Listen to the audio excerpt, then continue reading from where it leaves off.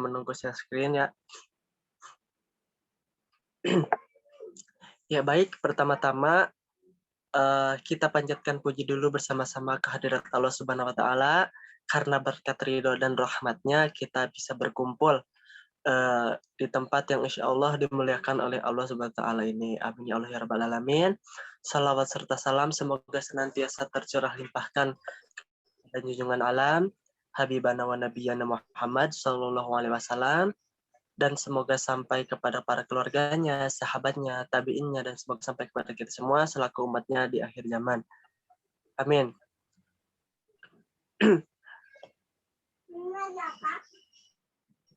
Alhamdulillah, share screen-nya sudah bisa dilakukan.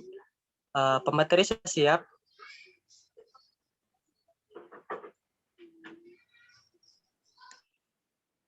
Mana pemateri? Insya Allah udah set.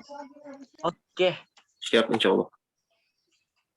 Maka dari itu, mari kita mulakan saja presentasi kali ini dengan bacaan basmalah, bismillahirrahmanirrahim. Kemudian kepada para pemateri, saya serahkan waktu dan tempatnya. Silakan.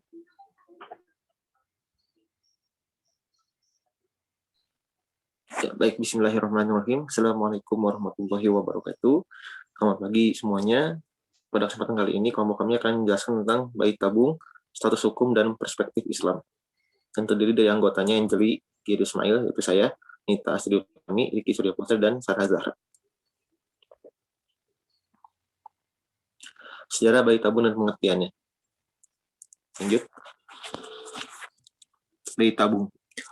Jadi bayi tabung itu adalah proses pembuahan yang terjadi di luar tubuh wanita, yaitu pembuahannya itu ada antara sel sperma dan sel telur.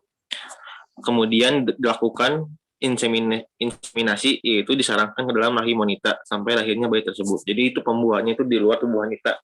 Intinya tuh jadi pembuahannya itu dimasukkan ke dalam kayak cawan ataupun kayak tabung gitu ya intinya tuh. Nah setelah jadinya ada pembuahan, misalnya jadi embrio gitu, baru dimasukkan ke dalam rahim wanita. Nah, kata inseminasi itu berasal dari insemination yang artinya pembuahan atau penghamilan. Udah gitu dari kata Latin inseminatus berarti pemasukan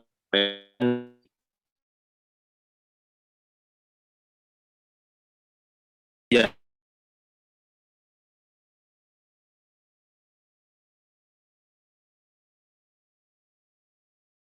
Pertama yang ditabung. Dalam penelitian ini itu adalah seorang ilmuwan dan sekaligus dokter namanya Robert G. Edwards sama rekannya itu Dr. Stepto ya, yaitu direktur medis dari penelitian ini gitu. Maka awalnya itu ngebuka klinik di Inggris ya, namanya Bourne Hall Clinic gitu di Cambridge. Klinik pertama yang menerapkan IVF atau disebut dengan infertilization in vitro fertilization gitu ya, atau fertilisasi in vitro, atau bisa disebut dengan pembuahan di luar, artinya kayak gitu. Nah pada awalnya itu ini dapat semua agama ya bisa dibilang kurang setuju ya terhadap praktik ini gitu, karena mungkin karena pengetahuannya yang belum maju sekarang, mereka masih ragu gitu bagaimana ini kelanjutannya ataupun bagaimana nasib anak ataupun nasib sang kedua pasangannya gitu, agak ragu di situ. Tapi dua orang ini tetap nggak mundur ya, tak gentar, istilahnya itu tak gentar, tapi akhirnya tetap membuka klinik tersebut. Awalnya itu pertama kali kan sebelum ke klinik itu kan percobaan dulu ya tahun 78, nah akhirnya berhasil. Di situ baru mendorong pembukaan klinik tadi di tahun 1980. Seperti itu. Untuk kurang lebih sejarah singkatnya. Lanjut. Jenis-jenis bayi tabung. Yang pertama, ini pada intinya itu ya kan ada 8 jenis bayi tabung. Yang membedakan itu hanya 3 itu. Di antaranya sel sperma, sel telur, sama rahim penempatan wanita itu. Jadi yang pertama contohnya nih, bayi tabung yang menggunakan sel sperma dan sel telur pasutri. Kemudian embrionya ditransplantasikan atau dipindahkan ke dalam rahim istri. Ini yang Nanti jelaskan lagi dalam hukum Islam ya bagaimana itunya. Kedua, bayi tabung yang menggunakan sel sperma dan ovum pasutri kemudian dipindahkan ke rahim wanita lain. Jadi sel spermanya itu memakai si yang suami, tidak gitu istrinya itu adalah sel telurnya, tapi dipindahkan ke rahim perempuan lain. Itu jenis kedua. Yang ketiga itu bayi tabung yang menggunakan sel sperma dari suami, ovumnya atau sel telurnya dari pendonor, begitu dimasukkan kepada rahim istri. Yang keempat, bayi tabung yang menggunakan sel sperma dari donor, ya berarti donornya bukan suaminya, dan sel telurnya itu atau ovumnya dari istri, lalu dipindahkan ke rahim istri. Kelima, bayi tabung yang menggunakan sel sperma dari donor dan ovumnya berasal dari istri, udah gitu dipindahkan ke rahim istri. Sorry, ini mungkin ke rahim orang lain nih, mungkin salah ketik. Yang keenam, bayi tabung menggunakan sel sperma dari donor dan ovumnya berasal dari pendonor juga, lalu dipindahkan ke wanita lain. Selanjutnya, slide selanjutnya. Yang ketujuh, bayi tabung menggunakan sel sperma dan ovum yang berasal dari donor dan dipindahkan ke rahim istri. Jadi yang ketujuh ini tuh dua-duanya pendonor. Sel telur sama sel sperma itu dari donor dari orang lain. Tapi pas sudah jadi pembuahan dipindahkan ke rahim istri. Kedelapan, bayi tabung ini menggunakan sel spermanya dari donor, ovumnya atau sel telurnya dari donor juga, lalu dipindahkan ke rahim wanita lain. Jadi 8 ini tuh udah bisa dibilang tiga-tiganya lain gitu ya, tidak berasal dari pasangan suami istri. Kayak gitu. Selanjutnya, proses bayi tabung. Ya, lanjut. Ini secara singkatnya ya. Jadi pertama itu adalah pengambilan sel telur dari istri dan sel sperma suami. Jadi prosesnya tuh pertama-tama tuh sebelum melakukan ini tuh pasti adanya konsultasi sama dokter dulu ya. Gimana tentang kesuburannya bagaimana gitu. Tapi ini tuh kayak langkah terakhirnya gitu kasarnya tuh. Jadi awalnya dianjurkan untuk sebelum konsultasi buat ke sini, bakal dianjurkan untuk makan makanan yang sehat dulu, kayak misalnya untuk menyuburkan sel sperma suami ataupun sel telur istri. Udah gitu melakukan aktivitas olahraga yang cukup ya, seminggu 2 kali mungkin kurang lebih. Udah gitu sama aktivitas hubungan biologisnya gitu. Nah, tapi kalau misalnya itu belum berhasil juga, selanjutnya ada langkah inseminasi buatan. Inseminasi itu berarti kayak bisa dibilang hampir mirip kayak bayi tabung, cuma beda gitu, di luar bayi tabung. Kalau bayi tabung itu ada proses inseminasinya, kalau inseminasinya itu cukup sampai situ gitu.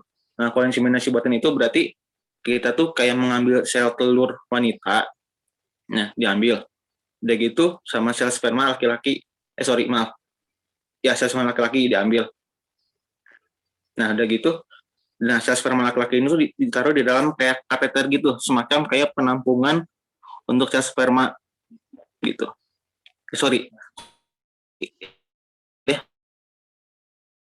Ditampung dulu kayak di dalam kateter gitu. Nah, kateter itu nanti disambungkan ke dalam saluran tuba ya, saluran tuba falopi ya, atau disebut dengan juga saluran sel telur. Itu kurang lebih tebalnya kayak pipa infus gitu ya, yang buat infus gitu tuh, selangnya gitu kurang lebih. Nah, dari situ sperma itu diarahkan buat berenang ke sana gitu. Soalnya alasan terjadinya inseminasi buatan ataupun bayi tabung ini dikarenakan yang pertama, kurang lebih yang kami temukan adanya ejakulasi dini ataupun sperma yang kurang optimal. Udah gitu mobilitas spermanya itu kurang sampai ya berenang ke sel telur, jadi rendah. Udah gitu juga mungkin dari pihak wanitanya itu ada kondisi rahim yang kurang baik ya, sama atau enggak ada emang gangguan kesuburan yang belum jelas kepastiannya. Itulah latar belakang kenapa ada banyak pasangan yang melakukan inseminasi buatan atau bayi tabung gitu. Tapi dua hal ini berbeda. Seperti itu. Nah, kalau bayi tabung ini pembuahannya di luar, kalau inseminasi buatan pembuahannya di dalam gitu. Itu yang membedakannya. Nah, kalau yang bayi tabung ini yang pertama pengambilan sel telur dan sel sperma suami. Jadi diambil sel telurnya itu kayak dimasukkan ke dalam bagian dimasukkan kayak semacam pipa gitu sebesar ukuran besar 2 jari orang dewasa ke dalam ovum wanita gitu. Diambil gitu sel telurnya, begitu sel sperma suaminya diambil juga, pada saat itu juga, lalu disimpan di dalam kayak cawan ataupun semacam kayak tabung. Di situ sampai tunggu pembuahannya dulu. Nah, pas sudah terjadinya pembuahan, baru dimasukkan ke dalam rahim wanita. Ya, jadi yang nomor 2 ini terjadi pembuahan embrio di luar fisik. Ya, tadi yang kedua tadi ya, diambil sel sperma sama sel telurnya, pembuahannya di luar, masukin ke dalam cawan ataupun kayak tabung kecil gitu. Udah gitu, terakhir embrio ini dimasukkan ke dalam rahim gitu. Ini yang terakhirnya seperti itu. Kurang lebih prosesnya kayak gitu. Jadi beda inseminasi buatan dan bayi tabung. Bayi tabung itu di dalamnya ada proses inseminasi buatan, sementara inseminasi buatan itu cukup sampai situ. Gitu. Selanjutnya nanti akan dijelaskan macam inseminasi buatan oleh pemateri selanjutnya. Next, lanjut. Jadi ada inseminasi buatan dan bayi tabung. Jadi itu adalah dua teknis. Jadi ada dua teknis, yaitu yang pertama ada fertilization in vitro atau FIV, yaitu dengan cara mengambil sperma suami dari ovum istri lalu diproses di vitro atau tabung. Setelah terjadi pembuahan, kemudian ditransfer ke rahim istri.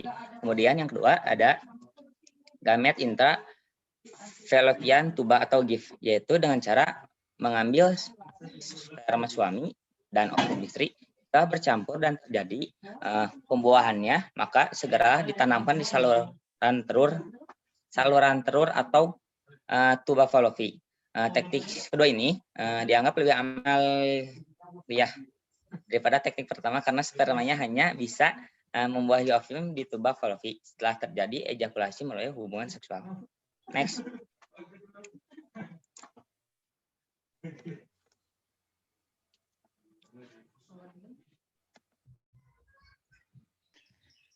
Yang selanjutnya adalah hukum bayi tabung di Indonesia sendiri. Jadi sebenarnya program ini tuh masih ada pro kontra ya mengenai adanya bayi tabung gitu. Cuman di sini tuh bayi tabung tuh belum ada peraturan perundang-undangan yang mengatur tentang kedudukan hukum dari anak hasil proses bayi tabung. Tetapi Indonesia tuh punya hukum yang mengatur tentang kedudukan seorang anak, tapi yang melalui perkawinan dan kompilasi hukum Islam. Ini tuh terdapat di dalam KUH Perdata Undang-Undang Nomor 1 Tahun 1974. Ini tuh nanti ada upgrade-nya ya. Ada updatean pergantian undang-undang. Nah, jadi sebenarnya hukum di Indonesia sendiri itu belum ada tentang hukum yang mengatur status anak dari bayi tabung itu sendiri. Tetapi adanya itu di Indonesia itu adalah peraturan perundang-undangan yang mengatur tentang teknis dari proses bayi tabung itu sendiri. Yang pertama itu adalah ada Undang-Undang Nomor 36 Tahun 2009 tentang kesehatan. Jadi di sini tuh isinya itu adalah tentang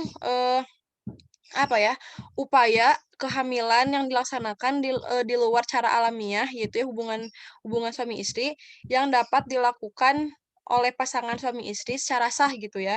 Ini tuh jadi hasil pembuahan sperma dan ovumnya itu berasal dari suami istri sah yang ditanamkan di dalam rahim istri si suami itu. Terus yang kedua itu dilakukan oleh tenaga kesehatan yang mempunyai kewenangan dan keahlian untuk melakukan bayi tabung.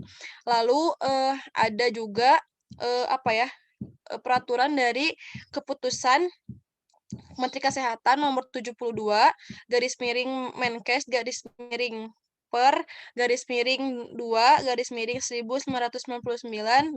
tentang penyelenggaraan teknologi reproduksi buatan yang di dalamnya itu berisi tentang ketentuan umum, perizinan, pembinaan dan pengawasan serta ketentuan peralihan dan ketentuan penutup. Nah, dari keputusan Menkes Republik Indonesia ini terdapat pedoman tentang pelayanan bayi tabung di sebuah rumah sakit yang dinaungi oleh Direktorat Rumah Sakit Khusus dan Swasta. Nah, di sini tuh Departemen Kesehatan Republik Indonesia itu menyatakan bahwa pelayanan teknologi buatan itu hanya dapat dilakukan dengan sel telur sperma suami istri yang bersangkutan. Lalu yang kedua itu pelayanan reproduksi buatan itu merupakan bagian dari pelayanan infertilitas sehingga kerangka pelayanan itu merupakan bagian dari pengelolaan pelayanan infertilitas secara keseluruhan. Terus yang ketiga itu embrio yang dapat dipindahkan hanya satu waktu ke dalam rahim istri, tidak boleh lebih dari 3. Nah, boleh dipindahkan embrio yang keempat dalam keadaan pertama, rumah sakit yang kita percaya itu harus memiliki memiliki 3 tingkat perawatan bayi yang baru lahir. Lalu yang kedua, pasangan pasutri itu sebelumnya sudah mengalami atau melakukan sekurang-kurangnya 2 kali prosedur dari teknologi terproduksi yang gagal sebelumnya. Dan yang ketiga, seorang istri yang ingin melakukan bayi tabung itu, umurnya itu lebih dari 35 tahun. Nanti ke bawahnya nanti kalian bisa itu sendiri ya, bisa baca sendiri soalnya panjang. Nah, terus yang kelima, yang selanjutnya, Aziz. Ini Riki sama aku sama kamu, Rik. Riki, halo, mana Rikinya? Halo. Iya, Ini sama kamu? iya sama aku. Ya, sok. Oke, makasih. Nah, jadi kedudukan anak yang dilahirkan dengan proses bayi tabung itu ada di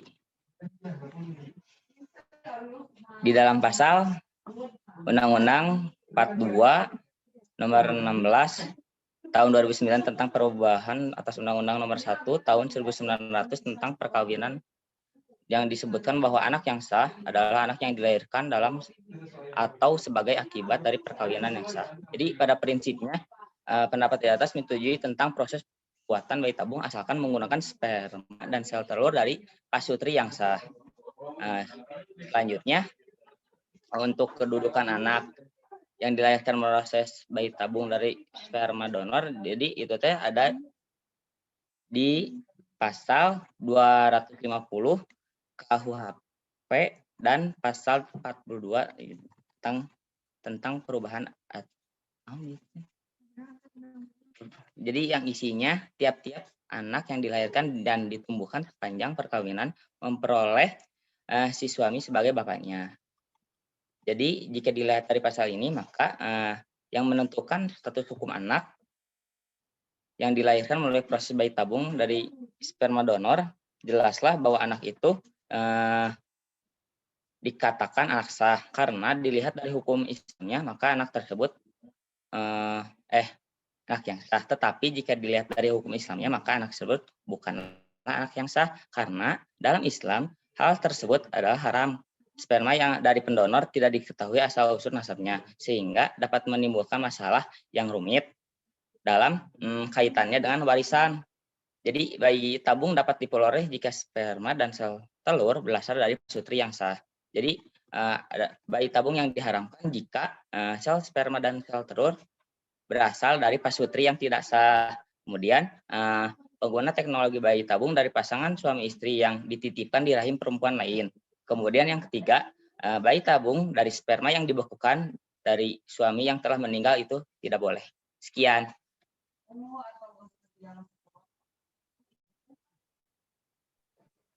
Nah, selanjutnya hukum bayi tabung dalam Islam. Tadi udah disinggung sedikit ya oleh Riki bagaimana hukum bayi tabung dalam Islam. Next, hukum bayi tabung dalam Islam itu menurut Ki Haji Hasan Bisri dan Profesor Dr. Anas Hussein Yusuf mengatakan bayi tabung itu tidak apa-apa asalkan sperma dan sel telurnya itu dari pasangan suami istri.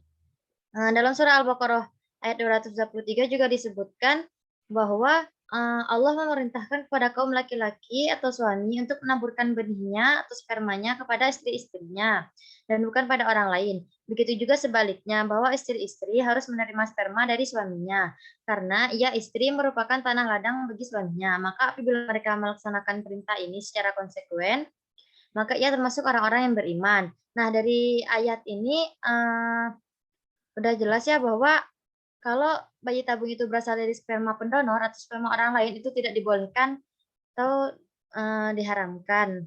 Hanya dibolehkan dari suami istri itu sendiri. Next. Nah,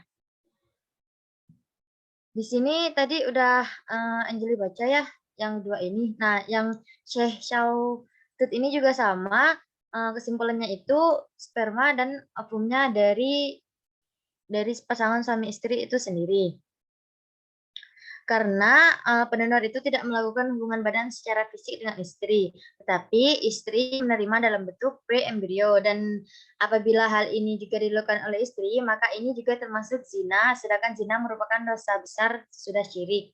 Jadi menurut Syekh Syautut itu, dan bila mana inseminasi buatan untuk manusia itu bukan dari sperma suami, maka hal seperti ini statusnya tidak dapat dilakukan lagi adalah perbuatan yang sangat buruk sekali dan suatu kejahatan yang mungkar dari memungut anak.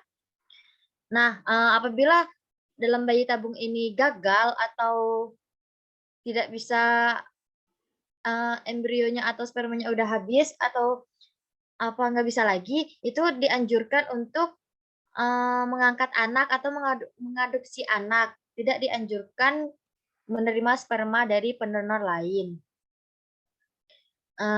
Next.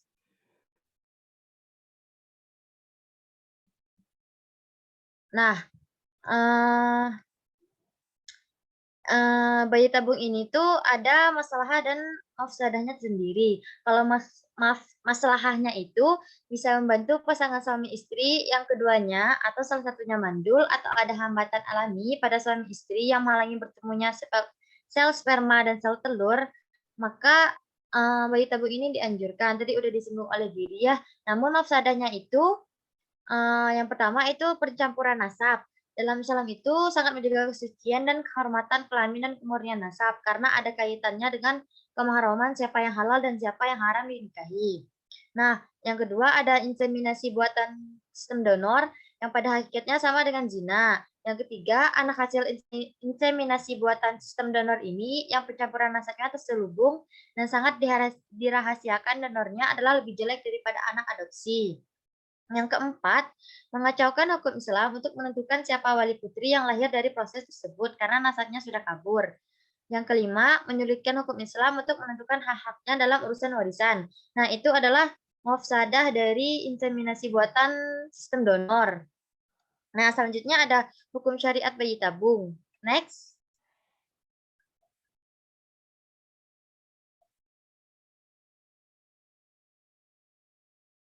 Nah,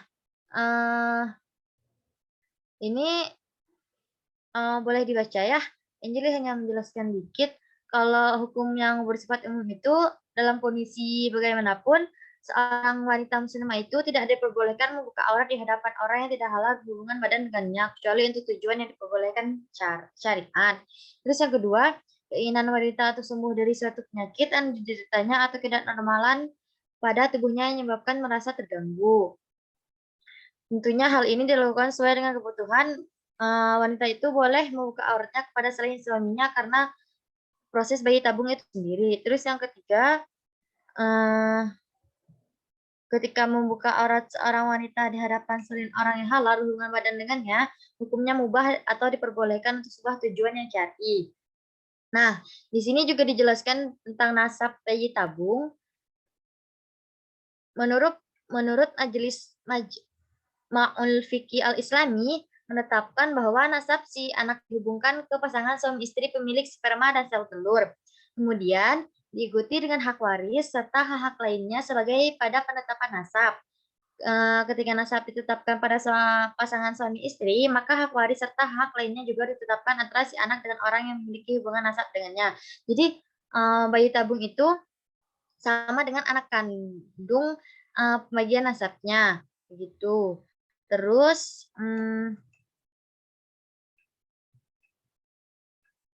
menurut Hussein Yusuf juga mengatakan bahwa nasab bayi tabung itu sama dengan nasab anak-anak dari pasangan suami istri lainnya karena berasal dari sperma dan ovum dari suami istri itu sendiri. Next.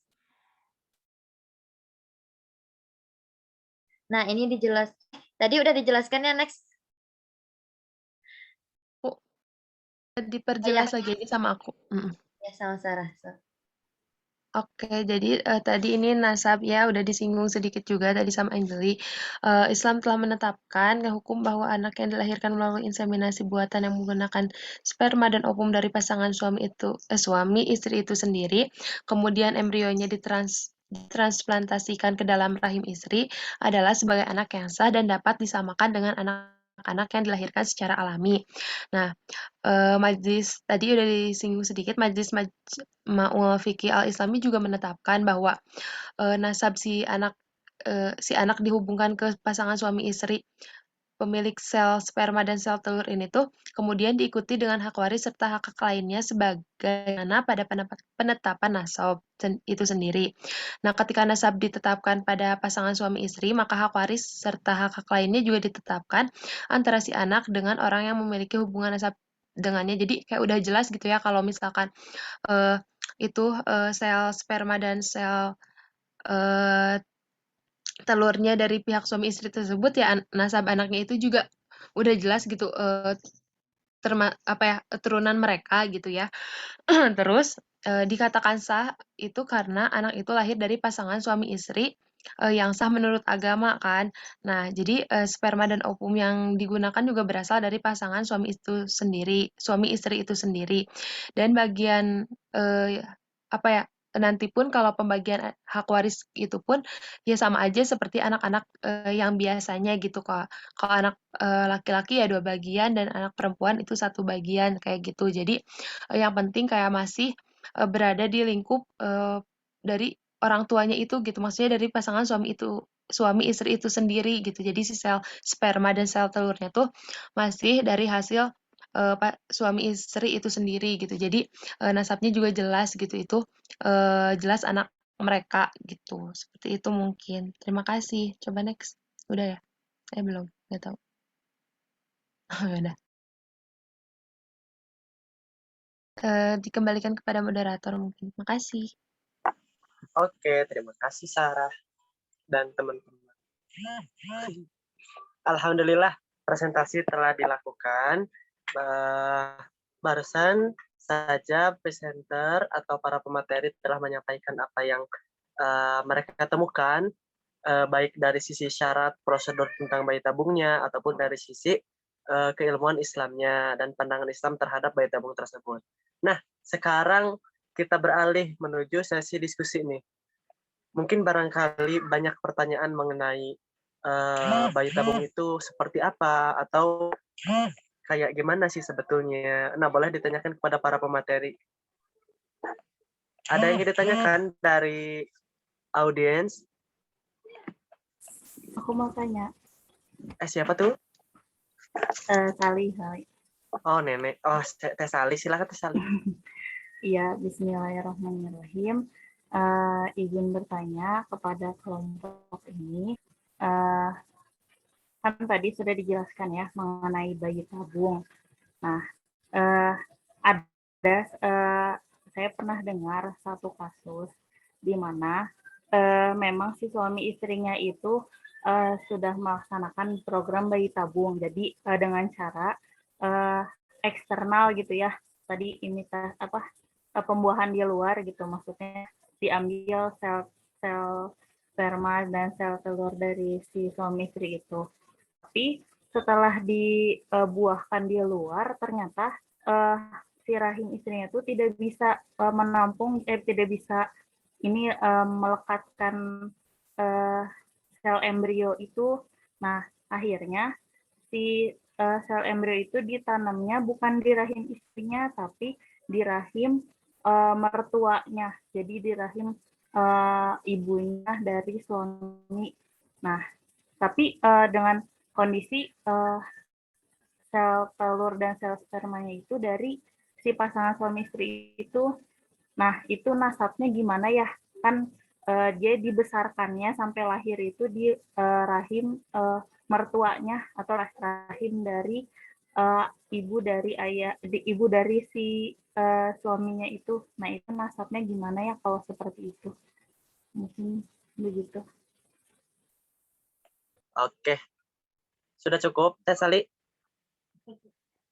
Sudah, Satria. Nah, ya baik. Pertanyaan barusan merupakan kasus problematik ya. Disebutkan menurut penanya itu apabila kita melakukan program bayi tabung, namun pembuahannya itu dilakukan di rahim mertuanya itu nasabnya akan kayak gimana gitu. Walaupun pada prosesnya menggunakan sel telur dan sperma si pasangan tersebut, namun saat pembuahan itu ditempatkan di tempat lain. Nah, nasabnya itu bakal seperti apa? Seperti itu, pemateri. Baik, ada yang ditanyakan lagi dari audiens? Aku lihat chat deh, kali aja ada yang nanya. Oke, Anissa, silahkan. Saya ingin bertanya kepada para pemateri, kan tadi dijelaskan apa hukum bayi tabung dalam Islam itu boleh kalau misalkan sel sperma dan sel telurnya dari suami istri itu sendiri, tapi dalam jenis bayi tabung tadi ada apa bayi tabung dengan sel sperma dan sel telurnya yang dari pendonor gitu. Nah, itu maksudnya berarti itunya kan bukan dari suami istri itu sendiri gitu ya. Berarti anaknya gimana? Bukan anak mereka atau gimana gitu. Nah, terus apa istilah bayi tabung sendiri itu bayi kan bisa dalam rahim wanita lain atau apa sih, kan istilahnya bayi tabung berarti bayinya bertumbuh di dalam tabung gitu. Terus dia tumbuhnya kayak gimana? Makannya dan pertumbuhannya kayak apa gitu loh. Terima kasih. Iya, baik. Terima kasih. Pertanyaan dari Teh Anissa. Pertanyaannya saya review sekilas. Tadi pertanyaan itu adalah ada tadi dijelaskan jenis proses bayi tabung itu boleh sperma dan sel telurnya itu donor dari orang lain. Sedangkan dibilang juga kalau harus dari sel telur dan sperma sendiri. Nah, itu bagaimana? Kemudian proses tumbuh kembang bayi tabung tuh kayak gimana? Mungkin kayak gitu ya. Bayi dalam tabung ya, kayak gitulah pertanyaannya. Boleh langsung diketik oleh operator ya pertanyaannya. Silakan langsung ke Teh Intan. Ya, bismillahirrahmanirrahim. Izin bertanya ya. Kan tadi itu disebutkan kalau mengambil sperma dari orang yang meninggal itu tidak diperbolehkan. Terus gimana kasusnya? Udah dijadwalkan nih untuk pengambilan sperma ya untuk melakukan bayi tabung gitu. Beberapa jam atau sehari sebelumnya itu meninggal gitu. Apakah itu tetap boleh atau nggak boleh? Terus itu tadi tidak diperbolehkannya, kenapa? Gitu.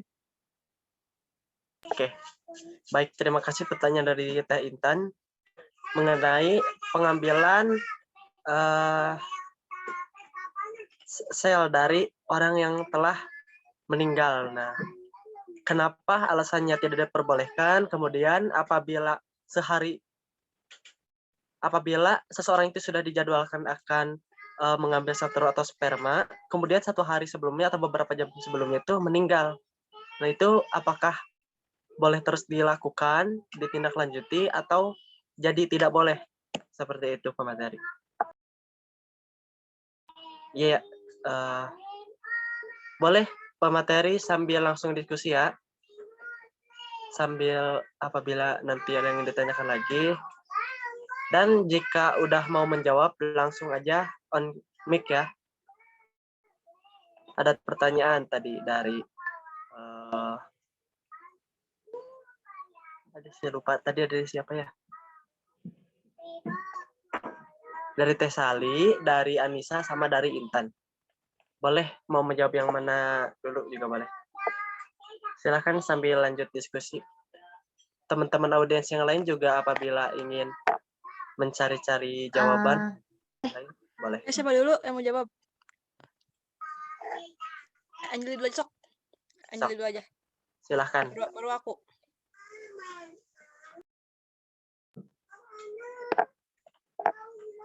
Anjali. Jel.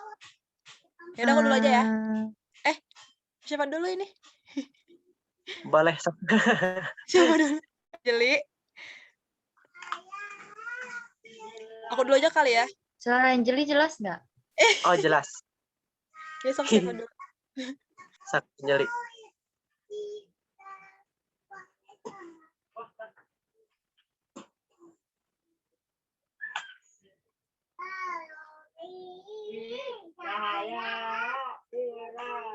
Anjali. Sepertinya gangguan ini ya. Boleh dari yang lebih dewasa terlebih dahulu. Silahkan. Mau jawab yang pertanyaan Tes Alia, studi kasus bayi tabung setelah dibuahkan, rahim istrinya tidak bisa menumbuhkan embrio tersebut, kemudian dipindahkan ke rahim orang lain, lalu nasabnya bagaimana? Ini tuh kan masalahnya itu rahim istrinya yang nggak bisa dijadikan tempat untuk menumbuhkan embrio. Tapi kan tetap gitu, si sel sperma yang membuahi sel telurnya mah kan tetap yang punya suaminya kan. Berarti kalau menurut saya itu nasabnya ke bapaknya tetap gitu. Cuman kalau misalnya kasusnya ini kan dititipkan ke rahim orang lain itu diperbolehkan karena bentar ya. Kenapa ini? Nah, ini tuh kenapa diperbolehkan kalau misalnya tunggu, ulang lagi. Jadi kalau misalnya nasabnya mah kalau menurut saya itu tetap nasabnya ke papahnya, ke si suami yang ke si suaminya. Nah, kalau misalnya kasusnya tentang dititipin ke rahim orang lain karena ada gangguan yang terjadi di rahim istrinya itu diperbolehkan. Ini tuh apa ya, bisa disamakan dengan apa sih namanya tuh, bisa apa ya, disamakan tuh apa ya, bisa apa ya, bukan disamakan atuh ya, maksudnya disebandingkan gitu dengan kasus apa ya, tunggu, sama dengan kasus bentar, aduh lupa. Pokoknya gini, intinya tuh kalau misalnya si anak yang dilahirkan dari rahim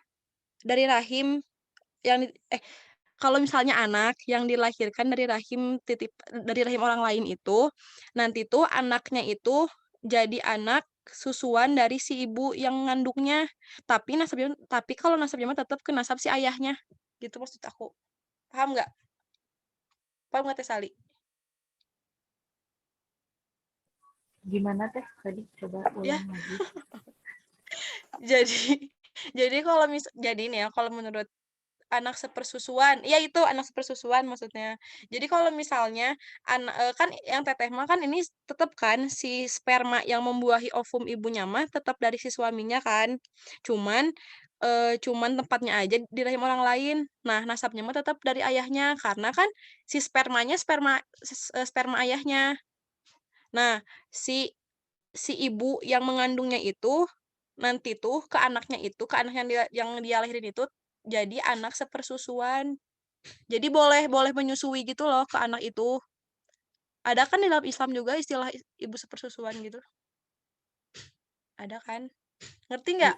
Iya. Oh, oke. Ya, nanti mungkin ya kalau misalnya ada kekeliruan nanti mungkin diluruskan sama Bapak.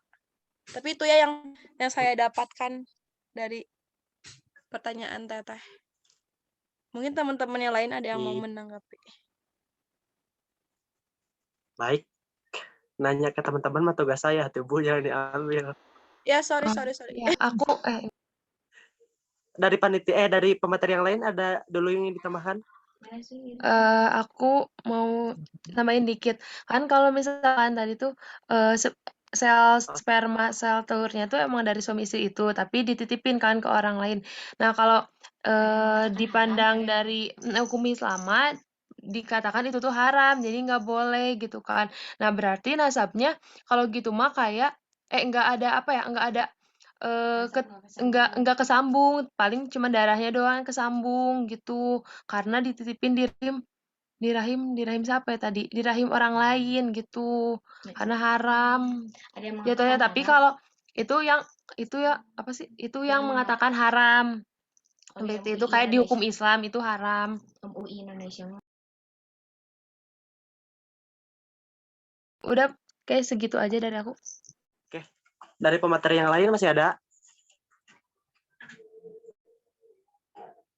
Untuk pertanyaan dari Teh Sali? Atau cukup?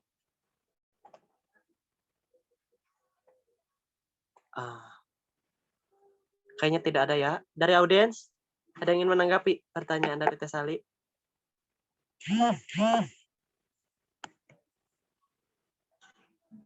Mana nih audiensnya diam baik.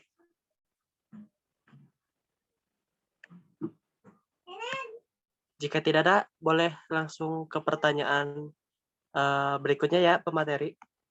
Apa tuh?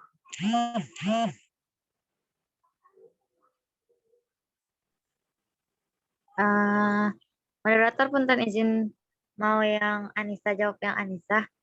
Sok. Nah, kalau menurut kalau yang kita baca mah ya, kalau spermanya itu dari pendonor itu tuh nggak boleh, haram hukumnya. Harusnya dari orang tua itu sendiri sperma dan ovumnya. Kalau dari yang sel spermanya dari pendonor itu nggak boleh menurut yang menurut para ahli atau para ulama itu dan MUI itu nggak boleh kalau dari pendonor. Harusnya dari orang tuanya sendiri. Itu mungkin tadi ada yang salah sebut atau gimana. Udah, Sat.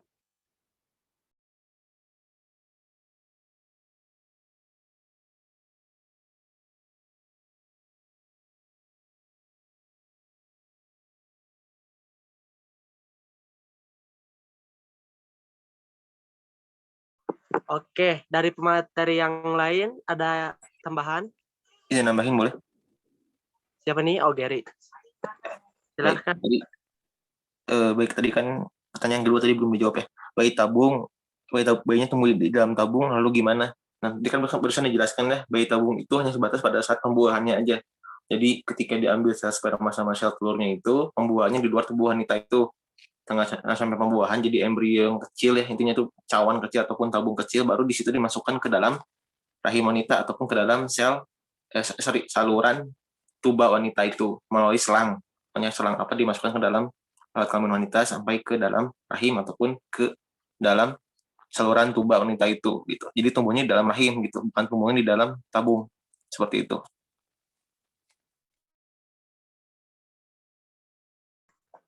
Ya. Materi yang lain untuk pertanyaan kedua ada yang ditambahkan kembali?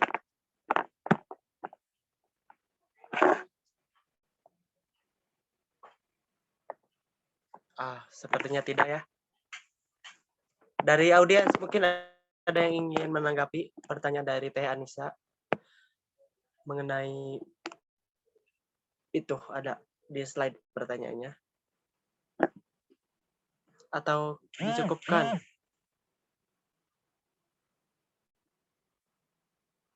Ajis itu si jawaban aku ada yang keliru. Di itu aja, dibenerin aja.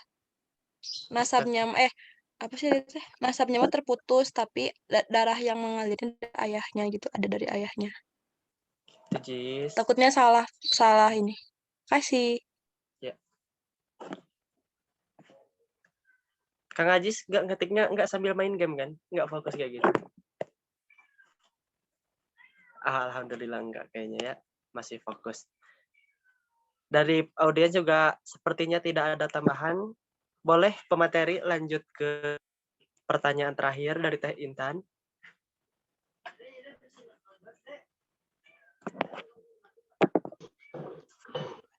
Izin menjawab ya dari pertanyaan Intan. Setahu saya kan karena itu, jadi mengambil sperma dari orang yang baru saja meninggal. Jadi itu baru saja meninggal. Jadi itu kan sudah termasuk meninggal. Jadi kalau itu menurut asumsi saya itu tidak boleh dikarenakan kenapa? Karena emang dia sudah meninggal gitu. Terus saya juga ingin balik bertanya gitu. Cara ngambilnya itu nanti di bagaimana gitu kan, dia emang harus bagaimana gitu cara mengambilnya karena dia sudah meninggal gitu. Apalagi ini nggak dijelaskan gitu meninggalnya gimana gitu, kecelakaan kah ataukah apa, penyakit kah. Sekian, cukup.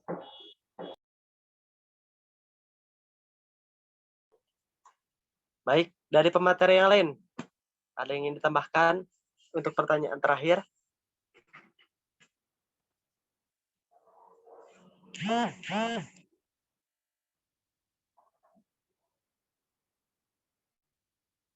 Belum ada tambahan lagi dari pemateri? Bentar ya. Oke, baik, kita lempar dulu ke audiens. Ada yang ingin menanggapi terlebih dahulu untuk pertanyaan dari Teh Intan? Aku boleh nambahin? Nida ya? Iya, Oke, silakan. aku izin nambahin ya. Yang Nida tahu, bahwasannya bayi tabung itu yang diperbolehkan tuh cuma satu ya di Islam tuh, yang antara sel sperma dari suami dan sel telurnya dari istrinya, tapi disimpannya itu di istrinya. Nah, selain yang itu tuh di Islam tuh haram ya hukumnya gitu. Terus yang tadi, yang pertanyaannya siapa? Yang Teh Sali. Oh, yang Teh Sali, yang sebagai ibu pengganti, itu tuh haram hukumnya. Tapi ada yang mengatakan juga diperbolehkan sebagai ibu pengganti. Tapi sebagai ibu susuan gitu loh, perumpamaannya. Tapi kalau untuk di Indonesia itu tuh haram hukumnya. Nah, apa sih? Nasabnya itu bakal keputus gitu loh. Kedudukan ayah ya sebagai ayahnya si anak ini tuh nasabnya keputus. Bentar. Seperti yang dikemukakan bahwa akibat dari perbuatan penitipan janin antara lain adalah adanya ketidakpastian dalam menentukan status hukum atau nasab si anak yang dilahirkan oleh ibu pengganti sesuai dengan surat An-Nisa ayat 1 yang artinya hai sekalian manusia bertakwalah kepada Tuhanmu yang telah menciptakan kamu dari seorang diri dan daripadanya Allah menciptakan istrinya dan daripada kedua biarkan laki-laki dan perempuan yang banyak. Jadi dapat disimpulkan bahwa ayah adalah suami dari ibu dan ibu adalah wanita yang melahirkan anak. Nah, kalau pada perbuatan penitipan janin ini tuh, maka hukumnya menjadi haram. Dan anak yang lahir itu tuh adalah nasabnya kesambung kepada ibu penggantinya, bukan kepada ayahnya gitu loh. Jadi ayah di situ mah cuma sebagai ayahnya doang, bukan sebagai bukan sebagai apa sih? Yang nyambungin apa sih? Oh, yang nasabnya kesambung ke anaknya gitu loh. Jadi kalau misalkan anaknya hasil zina tuh diumpamainnya sebagai anak hasil zina tuh nasabnya ya keputus gitu. Jadi bintinya bukan bin ayahnya gitu. Intinya gitulah. Apa? Yang meninggal. Gak, udah itu aja. Makasih, Oke. mohon maaf si Pak Baliut. Ya, gitu aja. Terima kasih atas tambahannya. Boleh kembali lagi ke pemateri. Ada yang ingin ditambahkan? Mungkin cukup ya buat pertanyaan nomor 1. Mau jawab yang Intan tadi. Oke, silakan. Tadi teh kan apa sih kenapa katanya nggak boleh apa itu teh bayi tabung apa sih itu nggak kelihatan pertanyaannya, mengambil sperma dari orang yang baru saja meninggal kenapa nggak boleh gitu. Ini teh mungkin contohnya kayak suami yang meninggal gitu ya, apa gimana Intan? Kalau misalnya bayi tabung atau inseminasi buatan dilakukan setelah suaminya wafat itu, di sini tuh ulama menetapkan hukumnya haram. Mengapa demikian? Karena ketika sang suami memiliki sperma, terus udah wafat ya suaminya, maka pernikahannya pun udah berakhir gitu. Kan apabila masa inseminasi tetap dilakukan pada masa idah, maka hal tersebut merupakan sebuah pelanggaran. Terus kalau misalnya menurut fatwa MUI juga MUI membuat keputusan kalau misalnya bayi tabung yang asalnya dari sperma suami udah meninggal haram hukumnya karena nanti tuh ini tuh akan menimbulkan permasalahan yang berhubungan dengan penentuan nasab dan warisannya gitu. Mungkin itu ya yang bisa saya sampaikan. Ada yang mau ditambahkan? Silakan. Ada lagi deh pemateri?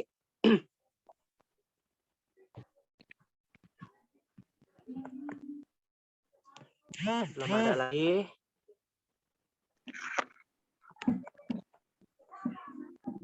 Belum ada lagi ya? Cukupkan. Oke, baik, kita cukupkan saja. Sebelum diserahkan ke Bapak, bagaimana? Penanya pertama, Teh Sali, bagaimana? Nenek. Ya, Oke. cukup. Terima kasih kepada pemateri atas jawabannya. Iya, sama-sama. Nis, gimana, Nis?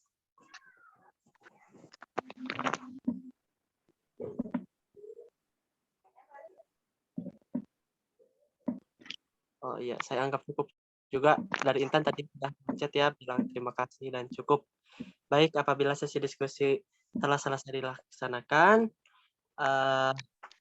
presentasi juga telah dilakukan. Sebelum diserahkan ke Bapak, kita tutup dahulu saja presentasi kali ini dengan ucapan hamdalah. Semoga segala ilmu yang kita bahas hari ini menjadi berkah dan bermanfaat. Sekarang kita dengarkan dari yang lebih ahli. Waktu dan tempat saya persilahkan kepada Bapak Wawan. Silakan Pak. Ya, makasih.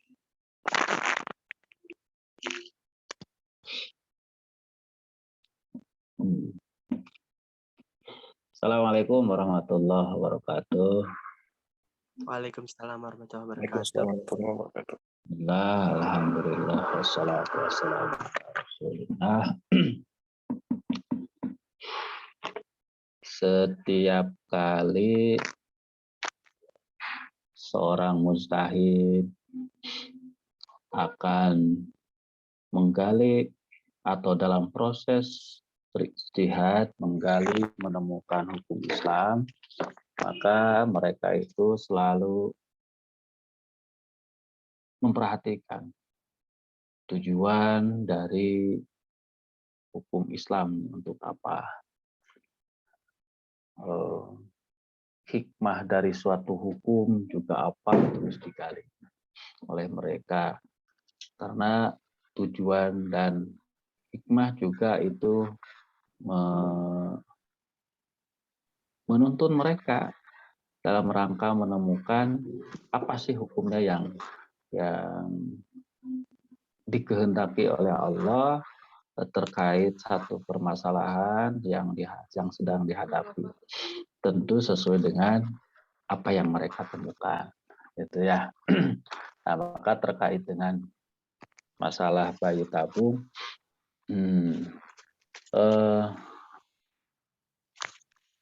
ada fitrah manusia. Fitrah manusia itu kan bermacam-macam ya. Nah, fitrah manusia itu bermacam-macam.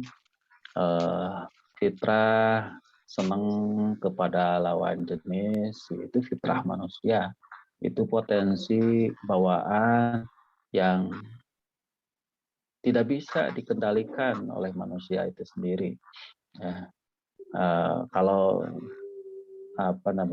Rahman itu senangnya kepada perempuan, ya itu fitrah, ya, tidak bisa dikendalikan, ya memang senangnya sama perempuan. Emang rumah itu fitrah betul. Jadi nggak ada Nggak kita ada nggak yang tahu kita tuh dikasih sukanya Iya, tuh sama sukanya sama siapa. siapa. Sama Allah lah diiniin. Meskipun ada Diatur. kelebihan dia ganteng atau cantiknya. Emang Allah lah yang ngatur biar kita Kayak kita tuh seakan-akan si teh, ini si orang. aku tuh pengen punya suami tuh kayak gini tapi kita nggak ngasih cinta ke orang yang kayak gitu. Iya. Tetap aja kayak saya. Miet. Terus yang cantik siapa?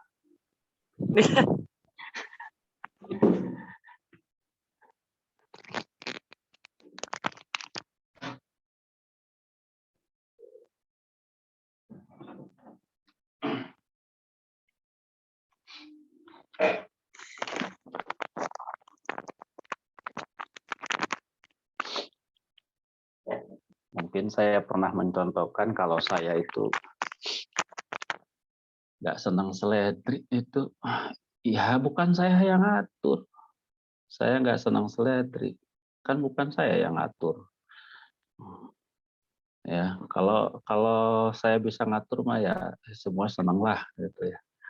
Sehingga apapun makanan yang dihidangkan oleh siapapun, ya saya bisa menyantap. Nah, ya.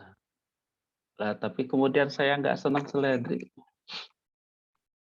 Ketika tukang bubur salah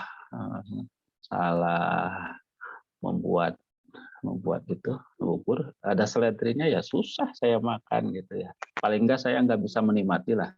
Yang biasanya saya bisa nikmati 1 sendok makan, kunyah dulu. Mungkin kalau ada seledrinya sendok langsung teri gitu ya.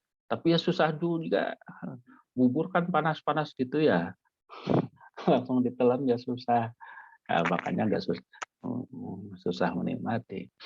Lah itu contoh sederhana ya seledri ya. Kalau Satria nih misalnya Satria ada 3 orang perempuan, lah Satria nih lebih condong kepada yang ketiga. Lah ya nggak tahu yang ketiga nih siapa. Lah Bu, yang kesukaan itu kepada si A si B kan bukan ditentukan oleh kita sendiri. Nah, betul nggak? Kalau ada 2 orang laki-laki, mau pilih mana tanpa memperhitungkan latar belakang, pokoknya hanya penampilan sajalah, ya penampilan fisik. Ya saya lebih senang kepada yang ini, kata si Novi. Ya itu nggak bisa disalahkan, walaupun menurut yang lain, kenapa ya dia lebih senang? Nah itu, ya itu mah urusan yang bersangkutan, gitu. Nah gitu ya. Jadi itu fitrah manusia tuh. Nah, kalau sudah berkaitan dengan fitrah, sesuatu yang given, tidak diusahakan, tidak dipersalahkan. Yang menjadi tanggung jawabnya itu bagaimana menyalurkan kesukaannya itu, gitu ya. Bagaimana menyalurkan kesukaannya. Nah, fitrah itu bisa bermacam-macam dan pada satu kesempatan bisa bisa bertentangan, bisa bentrok gitu ya. Nah, senang kepada lawan jenis itu satu hal. Tapi sisi lain fitrah manusia juga ingin tahu nih kalau anak saya tuh yang mana gitu ya. Atau sebaliknya, bapak saya tuh yang mana. Lah kalau ingin tahu bapak ibu saya kan gampang ya. Kalau seseorang ingin tahu ibunya, ini ibu saya, katanya sih ini yang melahirkan. Lah dia sendiri kan nggak tahu apakah ia perempuan ini yang melahirkan atau tidak, kan nggak tahu. Atau dia taunya kata orang-orang, perempuan ini yang melahirkan saya. Nah, ketika dia dilahirkan kan nggak sadar. Nah, kalau paling tidak lah lebih mudah diketahui siapa yang melahirkannya. Tetapi bagi laki-laki siapa bapaknya itu kan susah. Ya, itu kan susah. Nah, sekarang ada si teknologi tes DNA gitu ya. Nah, tetapi apakah kemudian bisa disepakati itu bahwa itu satu cara untuk menentukan ayah keturunan dari seseorang? Saya kira di situ masih banyak yang harus didiskusikan gitu ya. Nah ini fitrah yang lain. Satu fitrah menyalurkan kesukaan kepada lawan jenis, di sisi lain fitrah ingin mengetahui asal usul. Ini fitrah yang bertentangan dalam satu kesempatan. Nah, bagaimana ini? Maka kemudian diwadahi sehingga kepentingan dari dua fitrah ini bisa terjaga. Nah, muncullah yang namanya institusi perkawinan. Ya, itu dalam rangka kepentingan yang satu, fitrah yang satu bisa terjaga. Nah, pada saat yang sama sucinya keturunan, ya, sucinya keturunan itu juga bisa terjaga. Nah, ini fitrah ingin mengetahui keturunan, jelas keturunan siapa, ada kaitannya dengan apa yang kita bahas. Ya, apa yang kita bahas hari ini yaitu berkaitan dengan bayi tabung. Nah, tentu makanya kita masukkan ke dalam salah satu topik fikih kontemporer karena bayi tabung ini baru muncul belakangan ini, masa modern. Ya, 1 abad yang lalu, apalagi 14 abad yang lalu ya, bayi tabung ini belum muncul. Nah, sehingga wajar kalau kemudian hukumnya nggak ada nih, ya, hukumnya nggak ada. Maka kalau hari ini mencuat kembali tentang keberlakuan hukum Islam di Indonesia, ada orang yang putus asa kemudian menganggap hukum Islam itu nggak berlaku di Indonesia karena yang berlaku itu hukum togut, gitu ya. Frustasi, maka kemudian berjuang bagaimana menegakkan hukum Islam itu menurut persangkaannya. Ya, itulah salah satu motif yang melatar belakangi peristiwa kemarin. Nah,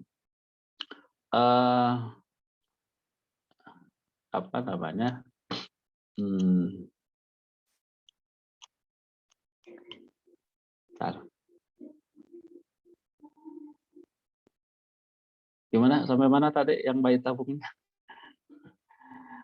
Saya malah ingat sesuatu tapi tidak perlu saya sampaikan hari ini. Biar nanti saja di lain kesempatan. Nah, jadi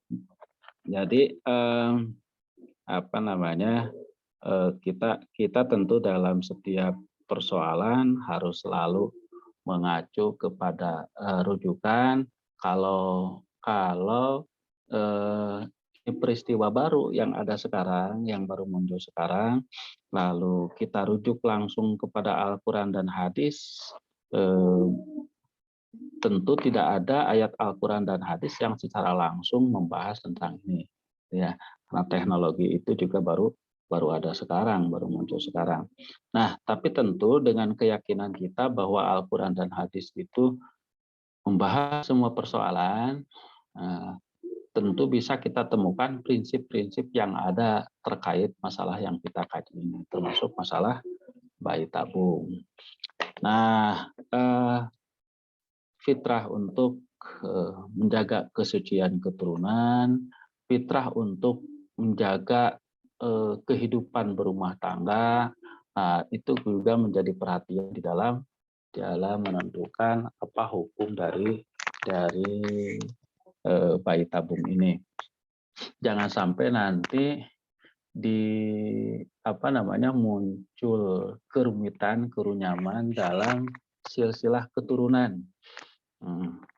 Saya nggak tahu sempat ditemukan tidak oleh pemateri, ada kasus muncul seorang nenek melahirkan cucu.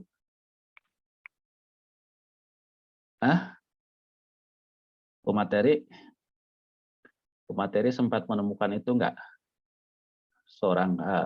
Satu kasus judulnya itu seorang nenek melahirkan cucu.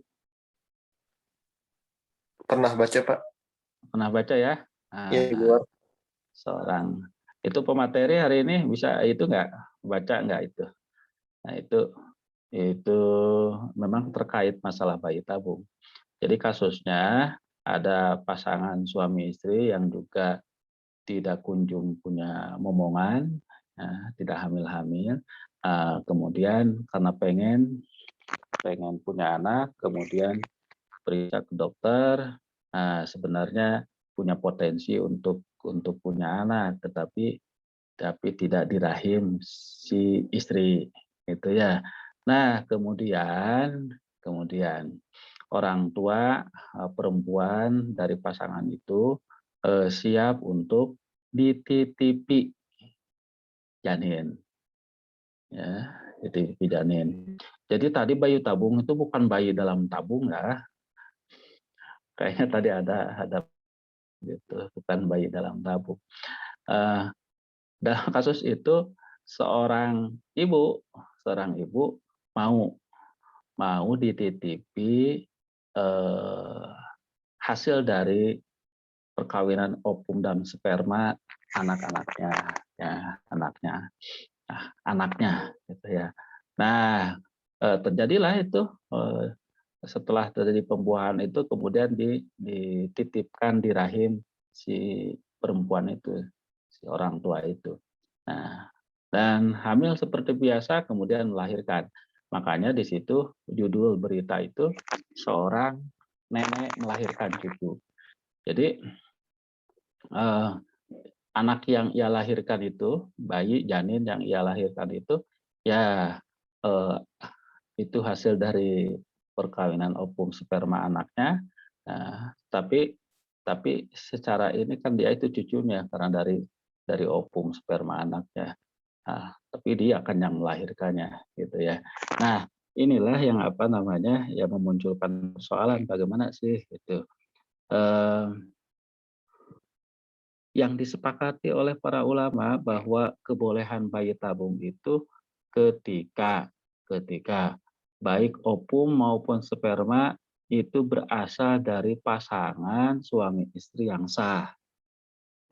Nah, sperma dan ovum itu berasal dari pasangan suami istri yang sah, sehingga pembuahan terjadi itu berasal dari atau masih di bawah ikatan perkawinan. Di bawah ikatan perkawinan antara keduanya. Nah, yang seperti inilah yang dibolehkan. Lalu satu, sperma ovum berasal dari suami istri, kemudian itu ditanam di rahim istri juga. Nah, ditanam di rahim istri juga. Wah, Pak, kalau begitu kenapa yang nggak alami saja? Ya, kan yang alami mah sudah diusahakan, sudah mereka lakukan, tetapi nggak berhasil. Nah, itu secara kedokteran sebabnya bisa macam-macam ya. Sebabnya bisa macam-macam. Bisa jadi ada saudara atau tetangga Anda yang mengalami seperti itu, sudah lama menikah tapi tidak juga hamil. Nah, itu jangan langsung, karena biasanya orang langsung tuh nuduhnya ke si perempuan gitu. Ya, walaupun apalagi dengan kata-kata yang ya paling mengenakan gitu ya, sebutan manuk itu.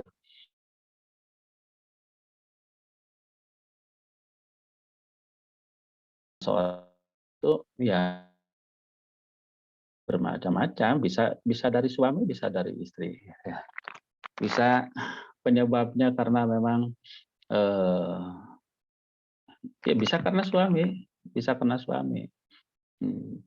Bisa karena suami, sumbernya dari suami karena memang spermanya lemah dan sebagainya lah.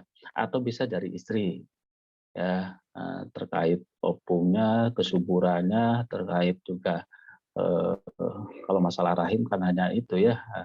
Ya, pokoknya macam-macam lah penyebabnya. Yang jelas nih bukan hanya perempuan. Ya, keduanya memiliki kesempatan yang sama untuk tidak jadinya kehamilan itu. Kalau nggak salah artis yang sudah lahir atau mau melahirkan, siapa sih? Irwan Siapa? Syah Kak sama Saskia Sungkar. Wah, ini nih paham nih. Irwansyah sama Saskia Sungkar ya. Nah itu juga tuh kan lumayan tuh menikahnya sudah lama kan ya? Menikahnya sudah lah. Sudah melahirkan belum? Tapi sudah ya? Sudah Pak kemarin. Ya ke sana.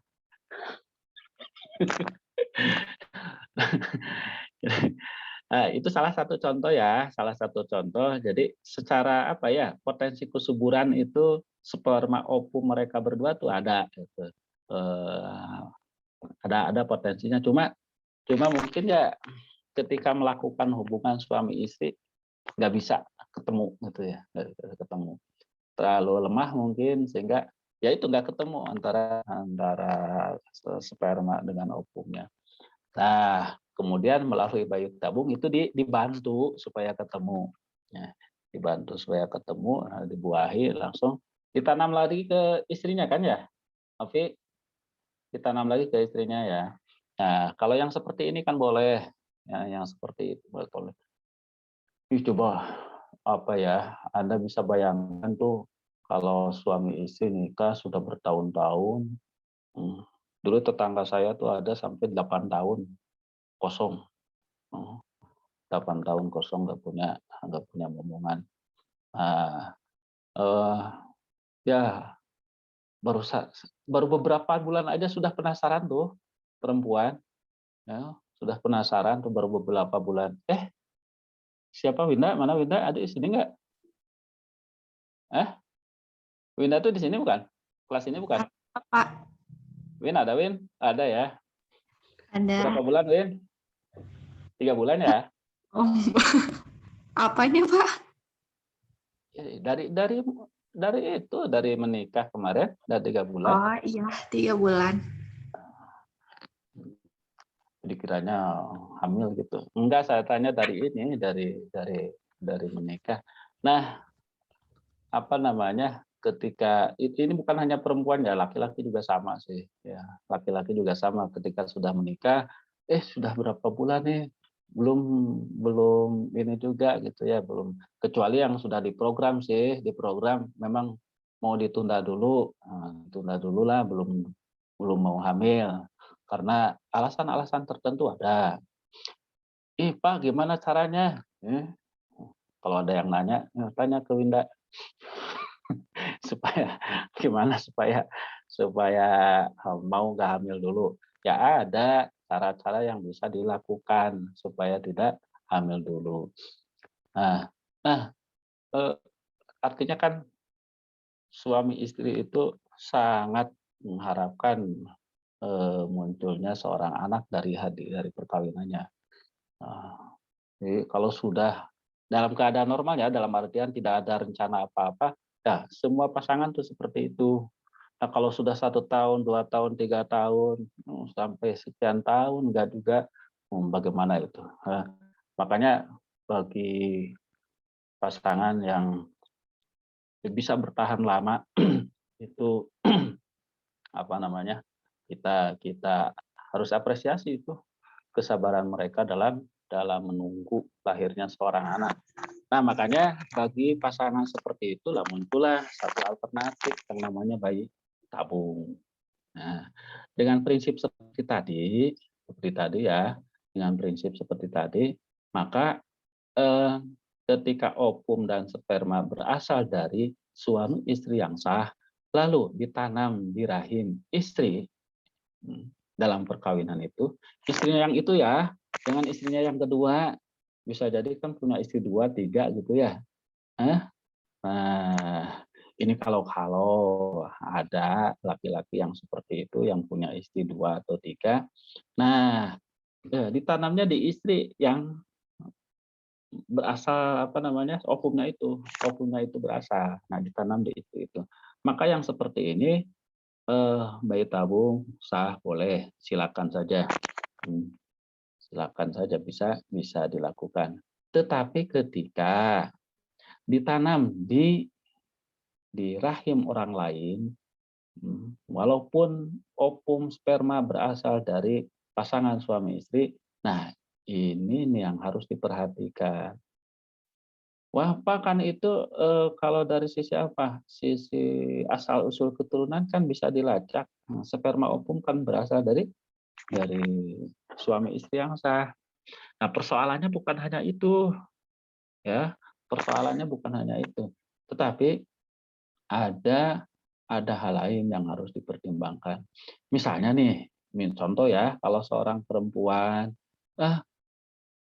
karena ingin bantu, karena ini sahabat dekat sekali gitu ya, nggak punya anak sudah lama, sudah belasan tahun nggak punya anak, udahlah saya rela dititipi janin oleh pasangan itu, misalnya kalau ada perempuan seperti itu, kalau ada, atau bukan karena hubungan seperti itu, bukan karena tujuan rela saja karena dengan sahabat, tapi bisnis nih, silakan saya menerima titipan janin, menerima titipan janin, sewa rahim saya silakan selama sampai melahirkan. Hitung ya, hitung nih jasa sewa nih sekian rupiah misalnya. Nah, bisa saja kalau ada yang seperti itu. Nah, ini persoalan gitu ya, persoalan. Karena apa?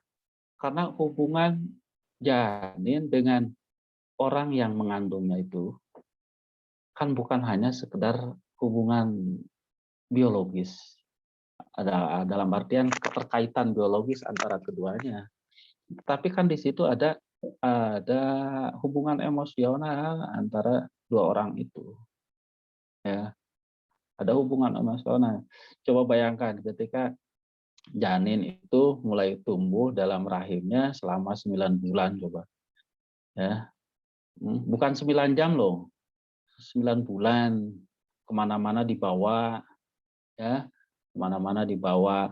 Ya, masih mending kalau yang ngidamnya lancar, ya, ngidamnya lancar. Nih, Yunda, kalau nanti sudah ngidam nih, ada orang ngidam, perempuan ngidam, lamanya ngidam itu selama hamil, ya, lamanya ngidam itu selama hamil. Hamilnya 9 bulan, jadi yang ngidam selama 9 bulan. Dan bisa jadi nggak tanggung-tanggung tuh ngidamnya. Lihat suaminya itu yang dulunya seneng bisa deket, pas ngidam itu jangankan pengen deket. Lihat suami itu geleh gitu ya, bisa jadi. Terus, wah ada yang parah sekali tuh ngidam. Ngidam tuh ada yang parah sekali. Contohlah istri saya tuh, contoh istri saya. Jangankan menghirup apa gitu ya, bau apa. Saya masak air di bawah saja, istri saya di atas di lantai 2. Tercium tuh. Tercium. Ini masak apa? Air. Jam segini masak. Nah, cuma masak air padahal. Maka saya ngungsi itu bikin telur ceplok, biasanya di dapur saya bawa tuh kompor portable sama katel tuh ke garasi. Kenapa? Ya diusir sama istri. Atau saya di halaman belakang, kompor sama katel saya bawa. Kenapa? Hanya buat bikin telur ceplok. Lah kalau ngidamnya yang seperti itu coba. Ada hubungan emosional yang sangat kuat antara seorang ibu dengan janin. Nah, hubungannya bukan semata-mata DNA gitu ya. Ada persoalan-persoalan seperti itu. Dan juga mungkin ada persoalan lain. Sehingga mempertimbangkan itu para ulama banyak yang menganggap tidak boleh walaupun sumber ovum dan sperma berasal dari suami istri yang sah. Gitu ya. Apalagi kalau ovum sperma berasal dari laki-laki perempuan yang tidak memiliki ikatan suami istri. Ya, Nah, inilah kalau yang terakhir ini mengganggu, menyalahi fitrah manusia yang tadi saya sampaikan. Ingin mengetahui kejelasan bapak saya itu siapa, ibu saya itu siapa. Itu ya. Nah, karena ini bertentangan dengan prinsip itu, prinsip kemurnian keturunan, maka yang terakhir ini ulama sepakat tidak boleh. Nah, saya kira itu saja ya, sudah berkumandang adzan zuhur. Mudah-mudahan sedikit tambahan dari saya, dari diskusi yang sudah dilaksanakan tadi, ada manfaatnya untuk kita semua. Ya, sehat selalu untuk kita semua. Kita akhiri dengan membaca hamdalah bersama-sama. Alhamdulillahirrahmanirrahim. Assalamualaikum warahmatullahi wabarakatuh. Waalaikumsalam warahmatullahi wabarakatuh. Terima Terima kasih Bapak. Banyak Pak. kasih banyak, Pak.